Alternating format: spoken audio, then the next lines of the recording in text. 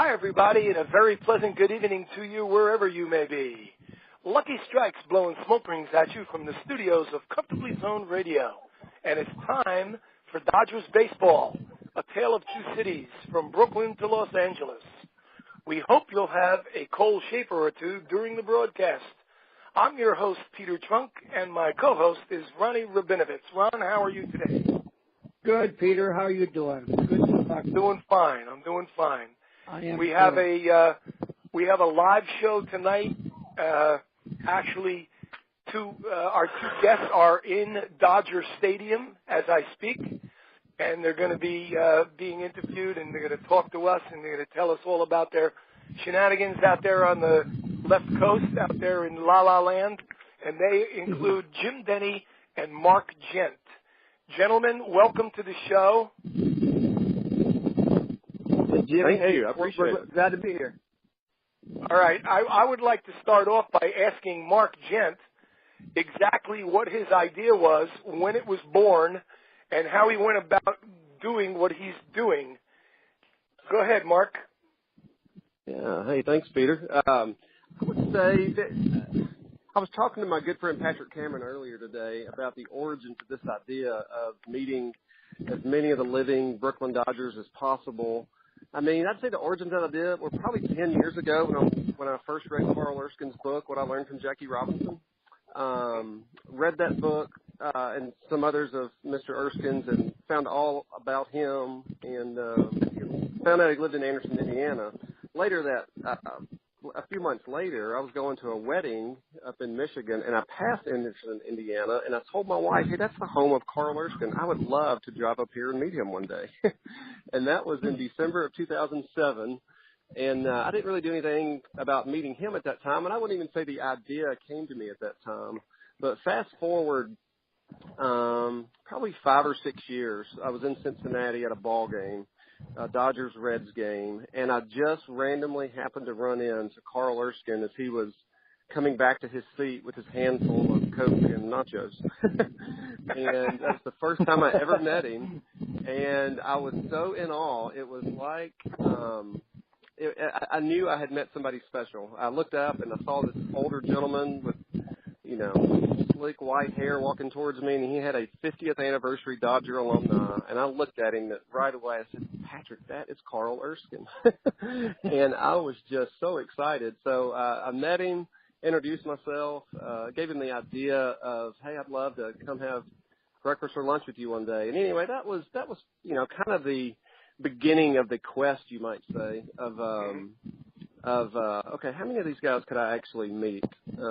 So earlier this year, my friend Patrick and I, we drove up to Anderson, Indiana. We had a good conversation, good breakfast with Carl, and it was just amazing. And at that point, he was the third Brooklyn Dodger that I had met. I'd already met a couple more in earlier times, but yeah, so that's really the origins of where the idea came from. And, so when right now there were 20, there's 23 now. I guess when the idea started, we were in the mid to low 30s, but there's 23 living Brooklyn Dodgers now, and I've just met 4 of them. So there you go. Hopefully that gives you a sense of where it came from. That's great, Mark. Who else did you meet, Mark? So, June of 2009, I brought my wife and my 1-year-old daughter, Brooklyn, out here to L.A. to a game at Dodger Stadium. And we happened to have a connection, and we got an on-field pass. And I look up, and as I'm sitting there holding my 1-year-old daughter named Brooklyn, Don Newcomb walks onto the field. And I was just in awe. And, of course, I knew that he was at the stadium a lot. I knew he still had an advisory role with the team. And he, worked in community relations. So he was the first one that I met at that point. And then fast forward a few years, Tommy Lasorda was coming through Nashville for the baseball winter meetings. And Tommy was doing a fundraiser for a local Little League team, and I went to that spaghetti dinner fundraiser, and I met Tommy. So he was number 2 at that point. And then Mr. Erskine was number 3, and then this week I had number 4. Okay, now that brings us to this week and number 4, the 4th Brooklyn Dodgers that you met, and this is so exciting for me. This is the Brooklyn Dodgers version of Moonlight Graham. Am I correct? You want to explain that and expound upon that, please, Mark? Correct.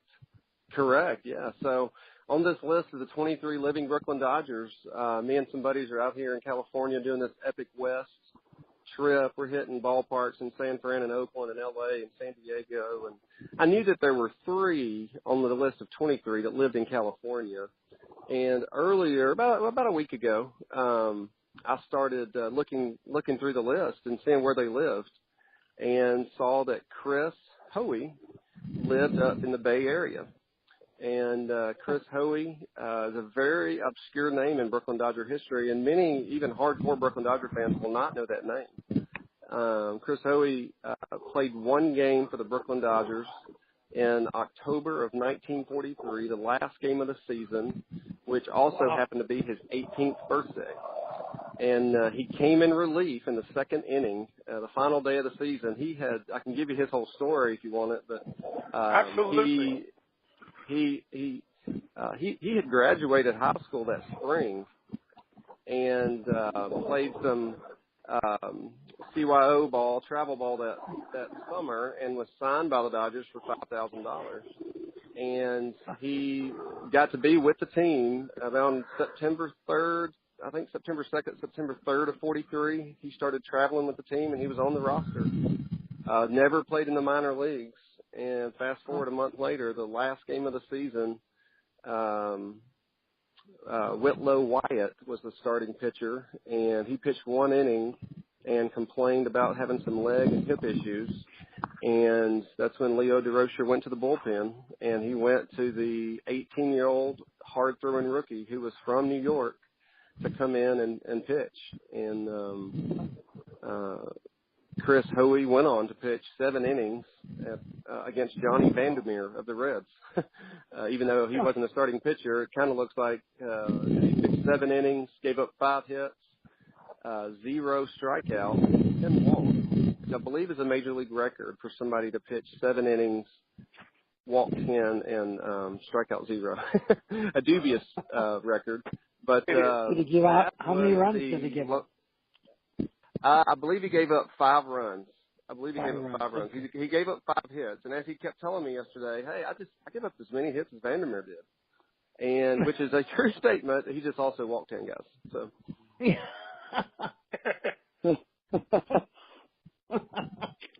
Before we go any further, Mark, for our listeners, I wonder if you'd do me a favor. Would you spell Hoey's last name, because it's not spelled the way it's pronounced? Correct. So you spell it Haughey. And I was not certain how to spell it until this quest that I was on this week to try to find the Brooklyn Dodgers version of Moonlight Graham. But it is Haughey. And pronounced Hoey. Hoey. Mm-hmm. Yeah. Well, so of the tell us 20. Tell us a little bit about your meeting with Hoey, Chris Hoey. How'd you actually physically meet him, and where, and how long, et cetera? Yeah. So, ironically enough, at moments this past week, I felt like Ray Kinsella, and I think that's who Kevin Costner's character was in Field of Dreams. It was like, I know that I'm searching for the guy who's our version of Moonlight Graham, but this is actually really hard to find me. My initial research took me to Fremont, California, and found that he was in the Fremont, California area. I found a news article, but the last news article I could even find on him was from 2005, 12 years ago, written by the name of a guy, Scott Wong, who was an intern or a college journalist at the time for the East Bay News or East Bay Times. And it was an article I found online. And at that point, I started just chasing rabbits. I started chasing, let me get hold of Scott Wong, which led to this guy's now in Washington, D.C. doing politics. And I didn't hear back from him until after the fact. And then I started chasing local area journalists, if any of them had any inroads with him, and really just kept running into dead ends. Other than I had an address or two. I had an address or two that I felt was reliable. I was not sure. And at that point, just through some diligence and persistence in online research, I found a contact that ended up being a family member of his.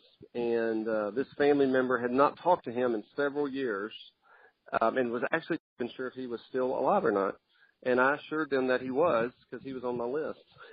And they ended up giving me a phone number for him that they had not called in nearly a decade. And sure enough, when after chasing all the rabbits, Sunday night about 8 o'clock in San Francisco, I call and he answers, and we talked for a few minutes, and we arranged to have breakfast in about 12 hours later on Monday morning. And sure enough, Monday morning, there we were knocking on the apartment door of Mr. Chris Hoey, our very own Brooklyn Dodger, Moonlight Graham. Well, I really enjoyed the pictures that you put on your Facebook page. Yeah. I was wondering if that Brooklyn cap that Chris Hoey was wearing, did you slap that on his head, or did he have one in his apartment? I put that on his head. That was actually my hat. Okay. He actually was going to put an LA hat on, which I don't mind. But I knew for the sake of the history and the moment, I thought, hey, how about let's just put this Brooklyn hat on. So I let him put my Brooklyn hat on for that moment, for that picture. Right. So. Mark, he must be in his 90s, right? 91. He was 91. Born in 1925 in New York. Yeah, born in 1925 in New York, and he has lived out here. I want to say since he's lived out here in the California area since the early to mid '70s, I believe. Okay. Wow, that's great. Is he still a Dodger fan? I want to fan? mention, is he a Dodger fan? He seemed to be, yes. He seemed to be. Said he still hears from the team on occasion. Good. He seemed to. I mean, he had some things that made me think he heard from the team on occasion, and had not kept in touch with players over the years. I mean, he said the player that he was closest to at that time, and that he knew the best, was his roommate Gil Hodges. And of course, some of you may be aware, when he made his major league debut, I believe it was October 3rd, 1943. He made his major league debut the same day as Gil Hodges made his major league debut, and they were roommates. Yes, Gil Hodges that day played third base. Third base. Really? Right. And he committed two errors, by the way, Gil did. Gil committed 2 errors, went 0 for 2. He struck out twice, he walked once. Another wild little footnote, anecdote is, if I'm not mistaken, did Chris Hoey tell you what number uniform he wore? He wore number 14. All right. Number 14, which made me wonder what did Gil Hodges wear that day. He wore number 4. Gil Hodges wore number 4 when Hoey wore number 14 in 1943. Awesome. Really? Gil Hodges wore number 4 before Duke Snyder. Wow. Unbelievable. 4 years before Duke Snyder got that number. Unbelievable. Yep. Now, Mark, how many other people on that list are there of the 23 that are still alive? How many? What now? How many other players from that list of 23 that are still alive? Just kind of interesting. They're all alive. 19. I know, but who are they? The 20. That's the list. That's the 23 living Brooklyn Dodgers. Okay. And do you have a list of the names of those 23? I mean, you talked about Don Newcomb and Hoey and Tommy Lasorda. Other ones. Yeah, so I've had Lasorda, Erskine, Newcomb, and now Chris Hoey. Great. And now, who else is on that list? Roger Craig lives in California, doesn't he? Roger Craig lives in California. Ed Roebuck actually lives in California. Actually, I just spoke with Ed Roebuck a few minutes ago. Oh, good. Great. Very briefly. I got the list. I have it right here on my phone. Hold on one second. Let me get to it. You have Tommy Brown in Orlando.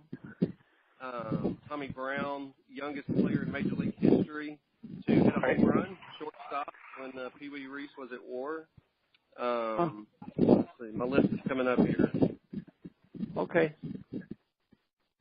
Wow, this is fascinating. Of course, you have Sandy Koufax on that list. You have Bob Aspromonte, I believe is how you say it. Is that right? Aspromonte? Yep, Yeah. Bob Aspromonte. Rob Negre. Ron Negre. Apologize, fellas. My list is not coming up at the moment. Got to have Handsome Ransom Jackson. Randy Jackson is on that list. That's correct. Yep. That's correct. Marv Reckley is on the list. Okay. Marv Reckley. Boy, that's a name I've never heard of. Rackley. He was an outfielder. Reckley. Here we go. Bob Aspromonte, Eddie Bazinski, Porkowski, Tommy Brown, Roger Craig, Don Demeter. Tom Demeter. Outfielder. Carl Erskine, Jim Gentile, Chris Hoey, Randy Jackson, Fred Kipp, Sandy Koufax, Joe Landrum, Tommy Lasorda, Glenn Mickens, Bobby Morgan, Rob Negre, Don Newcomb, Joe Pignatano, Marv Rackley, Ed Roebuck, Wayne Terwilliger, and Charles Twilliger. Twig. I met him. Yeah. I have my pictures taken with him. Yeah, Twilliger. Yeah, and since I created that list, which is only back in the fall, we've had two pass away. I had Louis Olmo and Johnny Rutherford on the list as well. But I created the list back last fall, and the two of them have passed away since then. But, amazing. That is amazing. That is a great story. It was a fascinating 2 hours. We spent 2 hours with him in his apartment. We were supposed to take him to breakfast, but we got there, and he said, "No, I've already ate. Just come on inside." He goes, "I pulled out my scrapbook. I would love to show it to you." And we walk in, and he's got his playing glove and his cleats from the 43 season sitting right there. He's got the 43 team photo. He's got a picture of him and Jimmy Fox. He had this really cool clock that was a Brooklyn Dodger clock. And the scrapbook was fascinating, and mainly because, like, this guy didn't keep this himself, but his sister kept all of his news clippings from when he was in high school, and then when he made the major leagues, and then when he was later in the minor leagues.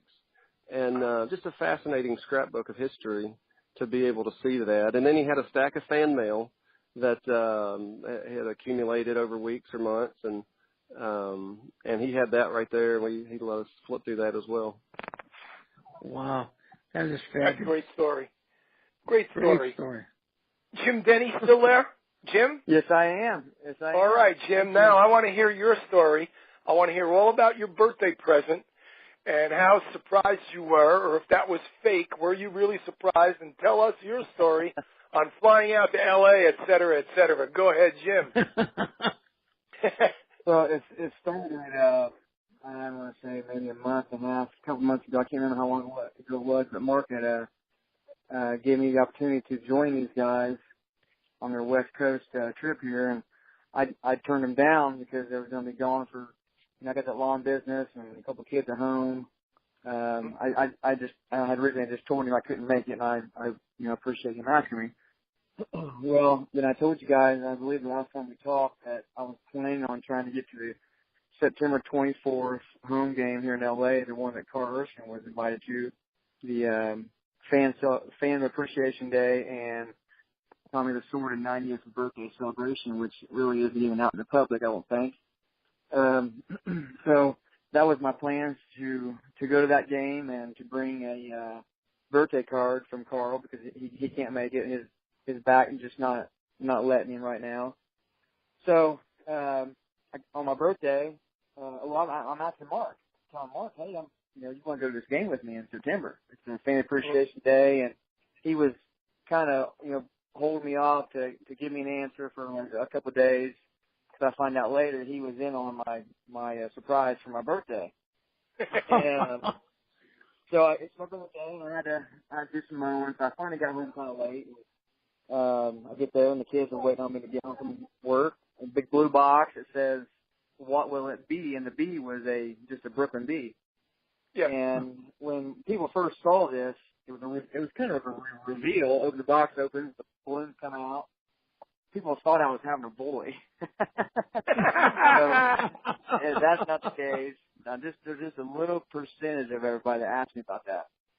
But it ended up being tickets to one of these games that these guys are out here going to, which is the game today against the Diamondbacks. And of course, yesterday was the first game against the Diamondbacks, and of course we know the Dodgers didn't fare too well, but J.D. Martinez did, and they were actually doing other games, and I was at work and preparing for my trip on Tuesday. So I had arranged Carlos, and I gave him the opportunity to get a birthday card ready for him, for Tommy, if he wanted to. And actually what he did was, Tommy loves Jimmy Erskine a lot. Like a lot. So he has handmade a card from Jimmy to Tommy, and he really did it well.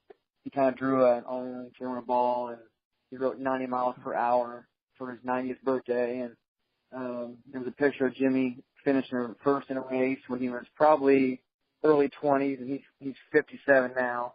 On the other side of the card, he says he won this medal for you, Tommy, and it's a medal he got for winning something. And on the back of it, it says, "Not sold in stores. This is a Jimmy card, 2017." So then I got the envelope, and it says to Tommy from Jimmy Erskine.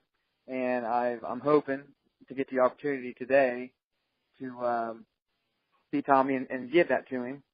I've actually got one guy out here, a local that is here 5, 6, 7, 8 hours before game time. Players know him by name. He's the guy out here that's getting everybody's autographs. He's got bags full of stuff, and they like him out here, it seems like, and sometimes they tell him no, sometimes they tell him yes, and Don Newcomb calls him by name, Tommy calls him by name, Don Newcomb's wife calls him by name. He says he can get me to him, and Carl had told me if he can't, to go to the Dodgers offices somehow, some way if you can, and try to get a hold of Mark Langell, and he thinks Mark Langell can probably get me to Tommy. But so we'll see what happens. We've got batting practice here at 4:10, and after that, we may be able to meet Tommy this order. That'd be great. So if you see Mark Langell, I'm sorry, go ahead. Jimmy, if you see Mark Langell, give him my regards. He and I are dear friends. He's actually been on our show. Yes, he has. And yeah, and he's a great guy. He's the Dodger historian, and he's got stories for you that you cannot believe. He is so phenomenal. Yeah, I'm sure he's great. He and I are very dear friends. Well, these guys also surprised me with a tour of Dodger Stadium, which really didn't know that was going to happen when I first found out I was coming here, and they actually took us on the field, took us in the dugout, took us up in the press box, took us up by Vin Scully's, not inside, but by his office where he would be at. We also got to go back where the players, when you first come down the elevator, we got to see the view of the players, what they see when they first come out of the elevator. We got to actually walk that lane through, and I didn't see him. But with all those pictures of retired numbers. Yeah. Pictures, everything in Brooklyn and everything called Erskine. Everything. Yeah. So they said that's where the players walked through, and a couple of guys saw Bellinger walking by him. Really? So while we was in there. Yeah, they told us that you may see some players. And we actually, I think Mark also saw Hernandez, right, Mark? Correct. Yeah. Okay. Mm-hmm. I thought he did. So it was a really good experience. We had a good tour guide, and we were places that you got to pay money to see. I mean, it was not that much. It's really non-expensive, and a great tour. It lasted, I thought, a long time. Great. The guy was really nice. And Carl Erskine called us during the tour. Wow. So I had to tell him that we were in the tour of the stadium, and he said, "Well, just call me back." So yeah, he told me while we was in there. Did you happen to see the mural with all the Dodger names of all the players that have ever played for the Dodgers? Yes, I did. Wasn't that phenomenal? Yes, very, very nice. Big list. Oh, huge. Yes. I told Mark Langell one day, I said, I could spend an hour just looking at all these names. It brings back so many memories. Yes. It was unbelievable. Yeah. And the Pee Wee Reese birthday dish that everybody signed engraved. Yeah. I didn't. I had no idea that was here. Oh. Yeah, you've seen. And did you see there? Did you see one plaque when you walked through that hallway that was empty? It was empty. Remember? Yes, I did. The brown one. Yeah. Yeah, I took a picture of it. Of all the retired numbers, and then there's one empty one. And it's more or less to say to these young players, you could be possibly the next one up here. Right. That's phenomenal. Yeah. I mean, we told a story about Jim Gillum and how he got Hall of Fame, even though he wasn't really eligible yet, correct? Yeah, that's right. Mark Landry would love to see you. So I would go to the Dodger office and look up Mark Langell. He'll definitely take you around. I hope I get the opportunity to, if Omar may come through. If not, we'll. I got Mark Gent with me. He gets things done. Let me tell you. Where are your seats, Jim? Are you sitting together? He just pulled up to me. He just walked up. He's right next to me. We're in the right field top deck entrance. But tonight at the game, yeah, we're sitting together tonight at the game. Yes. Oh, yes. Oh, good. Where are you sitting approximately? I think we're in section 140, which is on that second tier, the yellow seat, yellow tan seat. Wonderful. Kind of behind home plate, but off to the right field part of home plate a little bit. Great. I mean, if I was going to treat Jim for his birthday, I didn't want to treat him with some cheap seats or anything. This is so nice. That's great. You got one big assignment for tonight, boys. You got to bring us a winner. Bring us a winner. We hope so. We sure need one. So. Man. I don't think I have to tell you to take about 1,000 pictures. I'm sure you're already in 500 into it, right? Yes, we've been doing it. We sure have. You guys will see them all. Jimmy, is this the first time you've been at Dodger Stadium? It's my first time. It was really just incredible. Not even just the stadium, just leading up to the stadium. The city. It's fabulous. And it's amazing. I mean, literally amazing. Yes.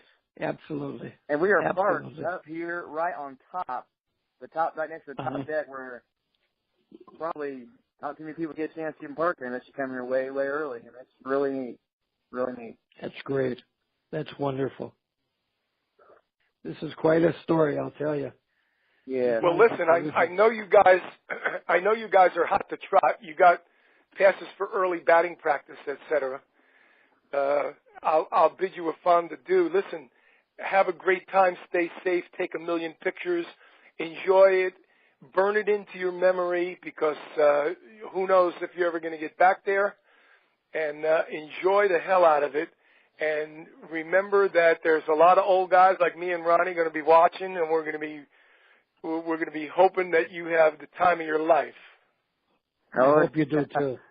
Oh yes, I think it'll be great. This is another show. This is an important month here for Brooklyn. 60th anniversary of their final games going on right now. 60 years ago. Yes. So right. We would love to do another show here this September, just in honor of that for sure. Absolutely, that's a great idea. And I tell you, sure.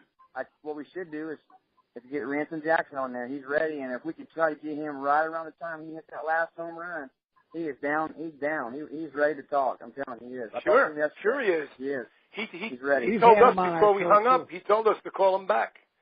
Awesome. Before we hung up that night when we had Ransom Jackson on, he said, "You boys call me back. Call me back."